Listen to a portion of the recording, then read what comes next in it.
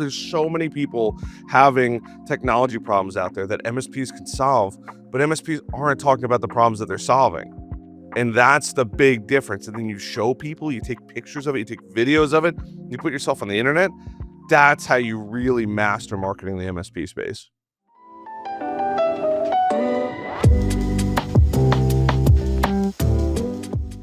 You're listening to the MSP Security Playbook, the show where modern MSPs come to sharpen their strategy, streamline operations, and secure their growth. I'm your host, Jacob Hazelbaker, MSP Channel Account Manager here at Heimdal Security, where we help MSPs win with unified, AI-powered cybersecurity solutions. Today's guest is Harrison Barron, CEO of Growth Generators and host of the Brutally Honest podcast. Harrison has helped hundreds of MSPs and IT service firms grow smarter, not by shouting louder, but by building authority, generating content that converts, and turning visibility into real revenue. In this conversation, Harrison breaks down why most MSPs struggle with marketing, what it really means to build authority instead of awareness, and how to use platforms like LinkedIn to consistently attract the right clients. It's a masterclass in practical MSP marketing packed with real talk, proven strategies, and the exact mindset shifts you need to help grow with confidence. But before all that, here's Adam Pilton, Heimdal's cybersecurity advisor, with this week's threat brief. Thanks, Jacob. Consider this scenario. Your engineering firm has Referral deployed. Your team uses it daily to share critical infrastructure designs. You think it's secure, but one employee clicks a malicious link and downloads an info stealer. Within days, a cybercriminal named Zestix is logging into your file sharing portal with stolen credentials. No exploits used, and certainly no sophisticated hacking, just a password. And because you didn't enforce multi-factor authentication, they walked right through the front door. Meet Zestix. Also known as Centap, the threat actor has been operating as an initial access broker and extortionist since at least 2021. And they've just pulled off one of the most damaging credential-based attacks we've seen. 50 global organizations have been compromised.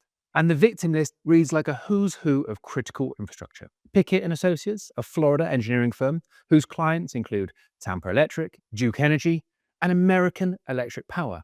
139 gigabytes of engineering data now for sale for $600,000. Tech Robotics in Turkey, manufacturers of aerospace testing equipment and defense robotics, 11.5 gigabytes containing critical military intellectual property. Maida Health in Brazil, 2.3 terabytes of health records belonging to the Brazilian military and their families. Iberia Airlines, Spain's largest carrier, 77 gigabytes of technical safety data and confidential fleet information. And CRRCMA, the Massachusetts subsidiary of the world's largest train manufacturer. Complete signaling drawings and deliberately withheld test reports about doors, HVAC systems, and propulsion. The list goes on. So, here's how it works. Employees download files infected with InfoStealer malware, Redline, Luma, Vidar, any of the usual suspects. The stealer harvests saved credentials and browser history, then exfiltrates them to criminal marketplaces. Zestix buys access to these stolen credentials and specifically targets enterprise file sharing platforms. ShareFile, Nextcloud, OwnCloud. Then they simply log in. Nothing clever, just valid credentials and the complete absence of multi-factor authentication. Hudson Rock, the Israeli cybersecurity firm that uncovered this campaign, found that some of these credentials have been sitting in logs for years, waiting for someone like Zestix to come along and use them. This is a failure in corporate credential hygiene. Organizations are not rotating passwords, they're not invalidating sessions. And worst of all, they're not enforcing MFA. Progress Software, the maker of ShareFile, confirmed that these breaches were the result of stolen credentials being used in environments where MFA was not enforced. So, here's what you need to do. First, enforce multi-factor authentication everywhere. Not just on your VPN, not just on your email, on every single cloud platform, file sharing service, and administrative portal your organization uses. And of course, regularly order this. I've seen far too many organizations turn on MFA, especially for the annual compliance check. Second, monitor for compromised credentials. There are services that scan InfoStealer logs and dark web marketplaces for your employees' credentials. Use them. Third, implement credential rotation policies. Passwords don't last forever, and sessions certainly don't either. Rotate them regularly and invalidate old sessions. And fourth, assume breach on the endpoint. Deploy endpoint detection and response tools that can catch info stealers before they exfiltrate credentials. The lesson here is painfully simple. Multi-factor authentication is not optional. It's the difference between a minor security incident and having your entire file repository sold on the dark web. SSDICs didn't need to be sophisticated. They didn't need 0 days or advanced malware. They just needed a password, and our failure could turn on MFA. Stay sharp. Catch you in the next Threat Brief. Back to you, Jacob.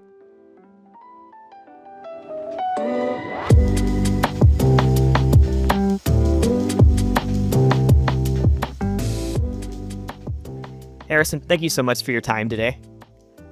Hey, thank you so much, Jacob, for having me. I appreciate it. Yeah, I've been really looking forward to meeting you. I watch your videos online, your YouTube channel, and so I'm a big fan, and it's part of what inspired this podcast too. So really excited for this conversation. Dude, I think it's going to be a great one. And it was great to meet you. I finally got to meet somebody else on the internet in person, which I think is pretty cool. So that was a nice little surprise.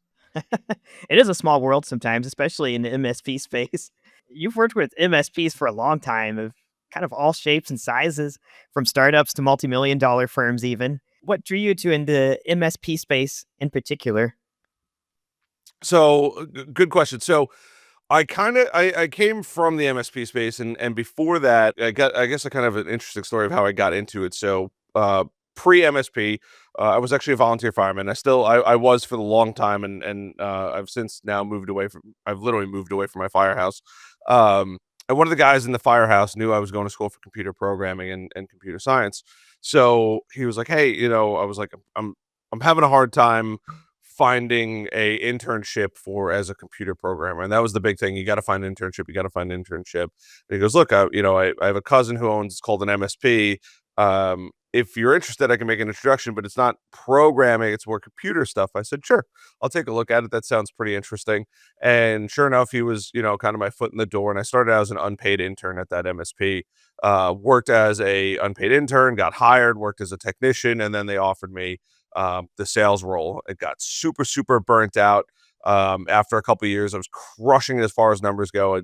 Absolutely, I didn't realize how good I was actually doing until years later. And then people were like, how did you do that?" And that was really kind of the catalyst to this whole thing.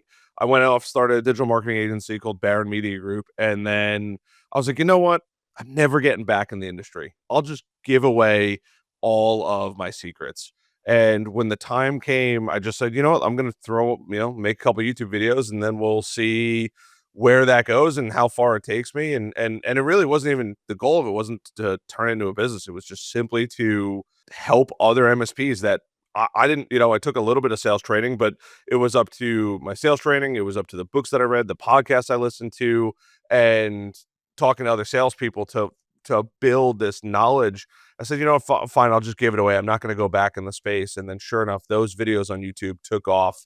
And then people started demanding, we need more videos, we need trainings, we need this. And I was like, okay, I guess I'll just do my best to, cater to what people are asking me for. And that was the catalyst to building growth generators and our membership MSP Heroes. And another trend I notice across some of your content is like the trend of storytelling. You give examples, not just advice. You dive into those kind of actual stories of what happened. So for MSPs, it seems like a lot of them struggle with the storytelling part. So why do you think marketing in particular feels so unnatural for many MSP owners? I think that's a really good question. So I think the reason marketing feels so, because when you do marketing, in many cases, you have to take yourself out of the normal routine that you're normally in, right? Most techies, they wake up, they grab a cup of coffee, they sit down, they do the work that they're supposed to do, they play in their home environment, then they play some video games, right? And then maybe they'll go to bed or spend time with the loved ones and go to bed. Marketing requires you to turn on a camera. I'm not saying people need LEDs everywhere and professional studio lights now at this point, but it's a hey, I have to take a picture of myself and put myself on the internet. Like, yes, you can go use other people's content, and no shade against any of my competitors, and even us, we produce it for our membership. But like, that's good. But that's never going to connect with somebody like taking a picture of yourself, like taking a picture of your team and posting on the internet, showing people the work that you're actually doing. So it forces you to expose at least a percentage of what you're doing and how you're doing it to the world. And that makes people feel very uncomfortable. And then on top of that, we all have war stories, right? You have your story about, the break fix business that you had and the circuits behind you and all that. Like, that's super cool. But most people think that nobody wants to hear that story, and that couldn't be further from the truth. Like, for me, when I was in the MSP space, or I guess I'm still in the MSP space now, but before I took my break, right? I got to experience so much stuff, and I loved being able to connect with people on a human basis. I love that I got to play with some of the coolest technology, in my opinion, around. That was super cool to me. So for me to tell the stories of like what I experienced, and I walked into a server closet one day and it was a DOS server. This is going back in like 2015, right? 2016, and boxes with hard drives stacked to the ceiling, right? Those are real things that I couldn't make that up, right? I could almost remember the address. I can remember what the building looks like of that. Like, so you have to be able to experience that, and then you have to be able to share that because other people want to hear it. There's so many people having technology problems out there that MSPs can solve, but MSPs aren't talking about the problems that they're solving. And that's the big difference. And then you show people, you take pictures of it, you take videos of it, you put yourself on the internet. That's how you really master marketing the MSP space. That's a great point, especially for MSPs showing the projects they're working on. That is quite powerful. I've noticed some of the MSPs that did really well, they had a niche, but they also had some example projects on their website, if they had a YouTube channel, that kind of showed, okay, not only do I say I offer these services, but here's an example of me demonstrating that I actually did it. So 100%, 100%. Um, Tom Lawrence, I'm sure you probably know who Tom Lawrence is. I look at him as an idol. He's in the MSP space. He teaches a lot more of the tech side of it, but he does have a couple videos where he's like, "We made content for our target market, and that content worked." So it was also nice to be able to say, "Hey, I'm telling people to go make content. I'm telling people to go." You don't have an excuse. Everyone has a little cell phone in their pocket, or big cell phone, right? And they got the folds now and all that kind of crazy stuff. But set it up. Take some content for yourself. You never know what's going. The worst thing that happens is you get more customers, right? Or better yet, nothing happens. The best thing is you get more customers, right? I had a couple friends busting my chops when I made my first handful of videos, and they're like, "Oh, it's Harrison from Baron Media Group," right? Back when it was Baron Media Group. And those friends that still bust my chops are still my number one supporters. Like, yeah, they're friends, right? And that was the fire department and all that. And it was just that was how we bonded together. But it's the most amazing thing. And I promise people, like, if you go out, you make the content, you take the pictures, you tell the stories, the right people will listen. Not everybody, right? But the right people are going to listen. that's very true. And touching back to the marketing side of things, would say you're pretty well known for using LinkedIn pretty effectively. So, what would, in your kind of view of things, are MSPs getting wrong about LinkedIn? Oh, everything. Everything. I see so many MSPs not using LinkedIn correctly across the board. I mean, there's very, very, very few MSPs that I would say do a great job utilizing LinkedIn. You should be trying to connect with as many people as you possibly can. There is a soft limit on LinkedIn, but you should be trying to connect with as many of those people. You should be trying to provide value as often as possible. If you're not providing value, I typically tell my members in some little secret sauces, like if you create content, there's three things that matter: likes, comments, and reposts. I tell people a like is 1 point, a comment is worth 3 points, and a repost is worth 5 points. The more points you can accumulate on a YouTube post, the further LinkedIn is going to push it, right? That's really, really important. On top of that, people aren't connecting with their dream customers. They're connecting with their competitors and things like that.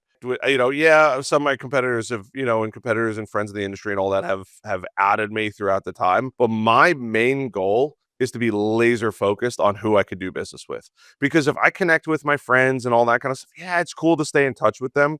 But especially as the owner of the business or the marketer in the business, they're not going to be they might repost it. Yeah, that's cool. But who knows if they're your target customer? You have to be spending and maximizing the amount of time and the amount of connections that you get. Back in the day, you used to have unlimited connections. Great. You could connect with thousands of people, on a monthly I think it was like, I want to say it was like 500 or 1,000 connections per month back in the day. It was great. You could just maximize the number of connections that you had. Um, and you could send out like nearly unlimited messages to people. And that was before it became congested. But now people are so focused on either having a bot do it or having an assistant do it or whatever it is that they're not connecting with the right people. And then not only they're not connecting with the right people, but when they post something, because they're not connected to the right people, they're not getting the attention that they deserve. But when you connect with the right people and you post something and then it connects, right? Building that awareness of a problem, and then they keep seeing it over and over and over again to build that authority. That's the beautiful part about marketing, right? So you have to spend time on LinkedIn.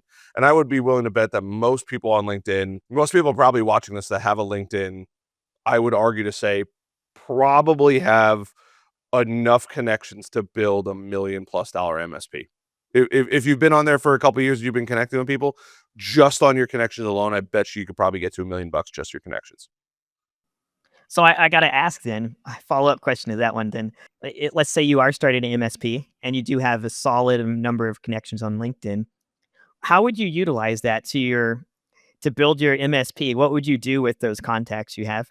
Start figuring out who's your dream customer, right? Not everyone with a computer is going to be your customer. That is probably the number one mistake I see every MSP make out there is like, well, they have a computer. They could be a customer of mine, right? And they look at an office building and they're salivating. They're like, look at all the money in there, right? But truth be told, one, you probably don't want to try to fix everybody's problems in there. Two, you probably don't know everybody's technology in there, right? You have to understand who you're actually going after. And I think a lot of MSPs have a really hard time saying, this is my dream customer, right? If you look at everybody's MSP, if you go online, most people probably watching have looked at all their competitors' websites. We provide proactive 24/7 support. We provide on-site support. We provide cybersecurity. It's stale. It's boring, right? It's the exact same thing, right? Imagine, I guess there's not enough cell phone providers, but imagine computer companies all had the exact same thing. We make the best computers that are possible. We have the best processors. It becomes dull and boring and kind of grayscale and not exciting for people because they're not talking about what they actually do. They're not talking about the problems that they solve. They're not talking about the people that they've actually been able to help. They're not talking about the industries that they've had massive, massive success with. Something else I've noticed you're really good at is you've reviewed hundreds of MSP websites. So why do you think so many of those fail to convert simple visitors into customers? Yeah, great question. There's a few things that really it boils down to. One, it's kind of like what I mentioned before. It's just like grayscale, wash, rinse, and repeat. Now I don't know who it is, and I'm not blaming, I'm not pointing fingers at anybody, but somebody out there injected a poison pill into the world of saying like, you need a little bit of content on your website, and it all has to say the exact same thing. I don't know where that came from. I'm sorry for people getting bad advice, right? You look at everybody's website, it's almost the exact same thing with different colors and different images on it. But the content is almost the same. That would be my number one biggest problem that I see on MSP's websites. Number two, it's never about the customer. It is always, we provide this. We have the best cybersecurity stack. We provide the best backups. We test our backups, right? It's never it is comical to me how few of them actually talk about who they try to help and the problems that they actually solve for those customers. It is insane how few actually get that right. And the ones that get that right are crushing it because their messaging is dialed in. But it is constantly, we're the best. We provide 24/7 support. I mean, you could probably go on, hopefully if you're not driving while you're listening to this or watching this, take a second, go look at your competitors' websites. Just do MSP near me. If you're traveling, even better, right? Because it's not in your backyard. Go see it. And I guarantee you they say almost the exact same thing across the board. We fix your cybersecurity problems. We help you sleep well at night, whatever it is. And it never talks about the actual problems that they're solving. It is insane. And the third thing that I think crushes all MSP websites, it's never enough content. There was this, back to that poison pill, there was this idea of like less is more, right? We don't want to guess. we as techies are nerds. We want to know the stats on the CPUs. We want to know the size of the towers. We want to know if it's liquid cooled or air cooled, or what memory is in there, right? We want to know the refresh rates on monitors, how big the monitors are. And we want to know everything. It's naive of us to think that we're the only ones that want all the juicy details. We need to put those juicy details on our website. In so many cases, it's like a homepage, maybe a services page, a contact, and an about us. Like, those four are the most common. What services do you provide? How do those services benefit your dream customer? What industries are you serving? That's the lowest hanging fruit you could probably ever have, ever. And the amount of people that don't take the time to put that in is insane to me, because we all know what we're doing. We all know who we want to serve, but we just need to write that content. And today, a little spoiler for anybody listening, you could just use AI. Tell AI, hey, AI, this is who my dream customer is. Our membership, we have, and I don't mean to keep pushing my membership, I promise, but I spent probably the better part of 2 or 3 days building out a onboarding questionnaire that is, if in a imaginary scenario of you handing it to a marketing company and saying, like, "This is who I am, this is what I do," but have ChatGPT, "Hey, Chat, what do you need to know about my business? Ask me 100 questions about what do you need to know about my business to help me write my website." AI will bang it out for you in no time, and then you hire a designer, you build it yourself, and at least you'll have great content on there. That's the best secret sauce I could ever give anybody when they're struggling with their website. Hey, I hope you're enjoying this week's conversation. If you're finding this episode valuable, take a quick second to follow the MSP Security Playbook on Apple Podcasts, Spotify, or YouTube. It really helps us reach more MSPs who want to scale smarter and lead with security, and it keeps this kind of expert insight coming your way. Now, back to the episode. Something else I've been wanting to ask you is, a lot of MSPs traditionally seems like they've relied heavily on cold outreach and referrals. So what's wrong with that model, and what pieces do you recommend they continue doing? Oh, great question. I don't think there's anything inherently wrong with either one, right? You got to build your business. Referrals are great, and cold calling and cold emailing is great too. I think it's good ideas executed poorly versus bad ideas executed phenomenally well. And what I mean by that is, referrals are great and they're a great idea. Almost exclusively across the board, MSPs have the worst referral programs on the planet. In the MSP space, you have customers that are going to stick around for 7 to 20 years. That's crazy. It's a massive amount of time, right? Think of how much money that customer is going to pay you over the course of, even on the low end. Let's say 5 years, 60 months. Let's say it's $1,000 a month for easy math. $60,000. And the amount of MSPs, I wish I had like a little gift card on my desk, but I'll use the plot, right? The amount of MSPs that are like, I'll give you a $25 Amazon gift card. What? Oh, you want me to give you somebody that's worth $60,000, but you're going to give me a $25 I swear I've seen this. And they're like, what do you mean? I'm like, for a qualified meeting? I'm like, $25 on 60,000 is kind of a slap in the face, right? And then nobody wants to refer you over because the incentive is nothing, right? Some people won't even write the email for $25. So we have to think about creating like a true amazing referral system. That's the most important thing. It's on the YouTube channel. You can go check it out there, but you have to, whatever it is that you decide to build, you have to have an amazing referral system. The second part of that is cold calling, cold outreach. It's a great idea executed poorly. I just had this call, I think last week, and some guy was like, I can't wait to start cold calling. I'm going to make 25 cold calls this week. I was like, 25 calls in a week? My mom might call me that much. And you expect your customer, you're gonna outreach that many? You can do 25 calls. So the average phone call is approximately 33 seconds, which would mean, right, you can do just over 30-ish calls per hour. That's 1 hour of work that you're willing to commit to, even if you made 25 calls a day. But that's realistically 1 hour of work that you're willing to commit to for the growth of your business. It's too much of a separation. It's just executed poorly. Your goal should be 100 phone calls a day, right? That's a usual good number. If you're like, Harrison, that's insane. I agree with you, but I'll meet you in the middle. 50 phone calls a day is a more than reasonable number. And when you make those calls, you have leading and lagging metrics. How many calls did you make to how many appointments did you get, right? You have to make sure that you're tracking the number of calls that you're making and seeing what percentage of those calls turn into meetings, because there's going to be a percentage. I actually just had another member of mine. She built an MSP in 15 months and sold it for a 7-figure exit. Insane. But it is really, really important. And she's like, she was making the cold calls. She was truly a trooper. She's an absolute rock star. She was making the cold calls. She's like, I'm getting the meetings now, but their meetings are not converting. And it was as simple as just fixing a presentation to have her literally the next day after we fixed the presentation, she closed a $9,000 a month recurring contract, right? So I'm not saying I work magic, but she was putting in the work of making the 50, 75 calls per day. And then out of the 50 to 75 calls per day, she knew that if she made about 200 to 300 calls per week, she was going to average 6, 7 meetings from that, right?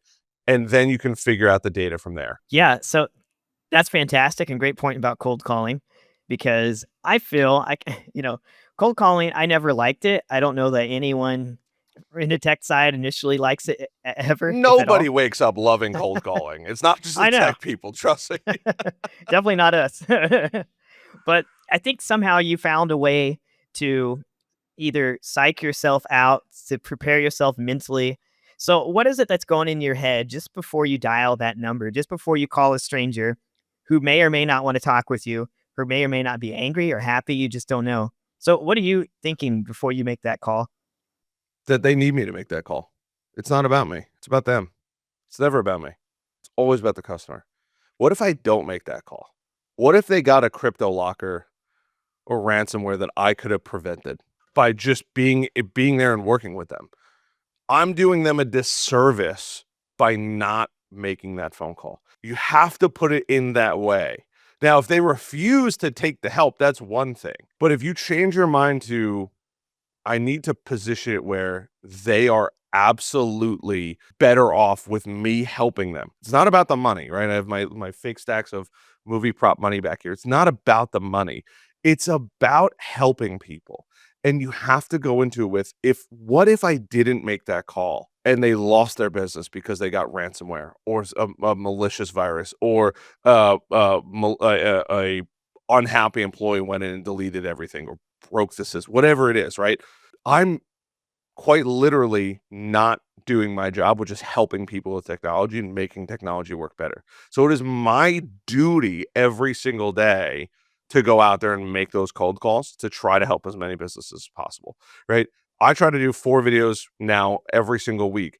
It's not because, yeah, we get people joining our membership and that's great, but that's not the most important thing. The most important thing to me is, if I don't make these videos, there are people out there that are not going to be able to start the business and continue to hate their life every day, or continue to hate their job every day, or feel trapped, or, God forbid it gets worse, or they're in an unhappy marriage and now their wife is, you said you were going to build this business and it's costing us more money, right? Like my goal every day is, what do I have to make so less people have that problem no matter what?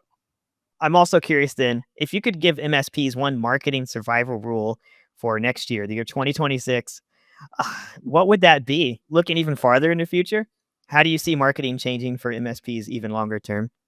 Oh, great questions. I'm going to steal a line from a company, but just do it. Just do something. There is no secret. Like, so many MSPs, like, well, what's the secret sauce? I'm like, the problem with with the idea of like the secret sauce is it doesn't actually work, because every MSP is going after different customers. Every MSP is focusing on a different demographic of people. Every MSP is charging different amounts of money. Figure out what works for you. And the only way that you're going to figure out what works for you is just doing it, right? Try different things. Try making videos. Try making catchy posts. Try posting your stuff. Try writing a blog. Try starting a podcast. Try making a YouTube channel, right? And adding content to it, and see which one of those works. I have a whole other YouTube channel called The Millennial Entrepreneur Harrison Barron. You don't have to go subscribe to it, but I made hundreds and hundreds of videos actually teaching LinkedIn and the things that I knew on LinkedIn back in the day, right? To help people build and grow their business. And it really didn't grow the way that I wanted it to. It's now kind of growing more and more, but I was like, okay, that's clearly not working. Let me make a couple different types of videos. And then if you go back to the earlier videos in this channel, there's HubSpot videos and there's Wix videos. And then all of a sudden the one that clicked was the MSP stuff. And I knew the MSP industry and I was like, okay, perfect. Right? That's the thing that clicked. And there was a massive, massive need for that type of content. So it showed me that, hey, that's what you should be focusing on. And then once you master that one channel, then start to diversify, right? Now we have a podcast that people can go listen to, right? Where they can take it with them on their go. Now we're working on hiring somebody to help us with shorts. We're also having somebody help us with Facebook videos and taking the YouTube content and putting it on Facebook. It's a progression of figuring out what's going to work and what's not going to work. But I think it was Einstein that said doing the same thing every single day or over and over and over again and expecting different results is insanity, right? It's the exact same thing. If you're not seeing results, you got to give it some time. But if you're not seeing results, you might have to pivot. And it could be the way you present your content. It could be the platform that you present the content. There's a variety of different things that matter there. So I think for 2026, it's still crazy because I deal with MSPs that are 3, 4, 5, $10 million having the exact same problems that a $100,000 or ARR MSP is having when it comes to marketing because they haven't figured out the marketing yet. And most of the time, both of them at both ends of the spectrum are not doing any type of marketing. And if they are, it's very untargeted and it's very much a shotgun effort of just let me try as much as I can. So for 2026, truthfully, just test. Spend 2026 testing. And then the future of every MSP watching this, you're going to have a massive impact because if you spend 2026 as the year that I'm going to test to see what works, 2027, 2028, and 2029 are going to be the best growth years in your MSP, bar none.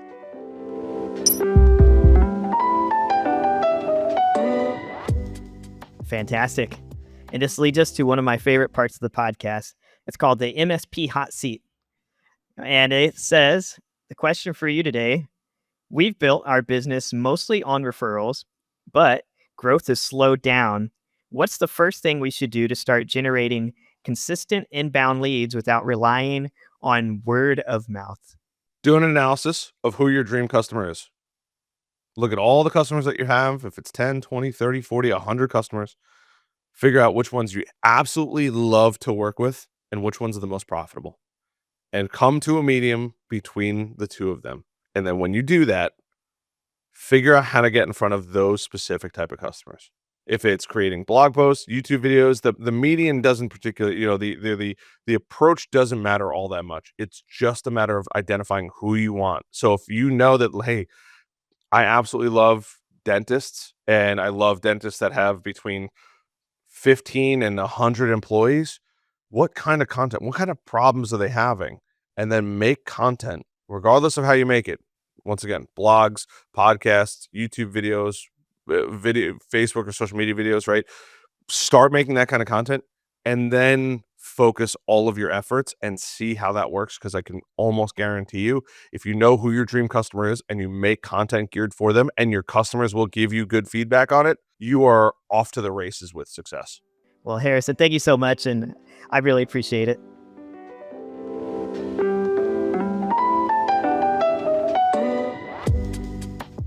That was a really great conversation with Harrison Barron today. Some things that really stuck in my mind was how Harrison described building authority, building trust, portraying that to your clients in a way that they communicate and connect with. So he specifically said, communicate who you are, what you do, and how you can help. I think this is really great for MSPs because often you're reaching out to businesses who are curious, okay, do I really need this service you're providing? And I don't even know how to begin to type into Google how to solve my cybersecurity, my IT problems. Another topic he touched on I thought was super interesting is he really dived into the marketing side of things. Harrison described focusing in on a particular marketing strategy and doing that for 6 months. And throughout that process, tracking some of the key metrics to see how you're performing, to see how you're actually doing over time, over 6 months with, for example, cold calling, for example, emailing, or as some MSPs still do, and has been effective, referrals. But whatever strategy you go with, he said, play to your strengths, play to what it is that you do well. So I really enjoyed today's conversation with Harrison Barron. Really fun guy, and I hope you gained some key insights as well. So thank you for listening, and have a great day.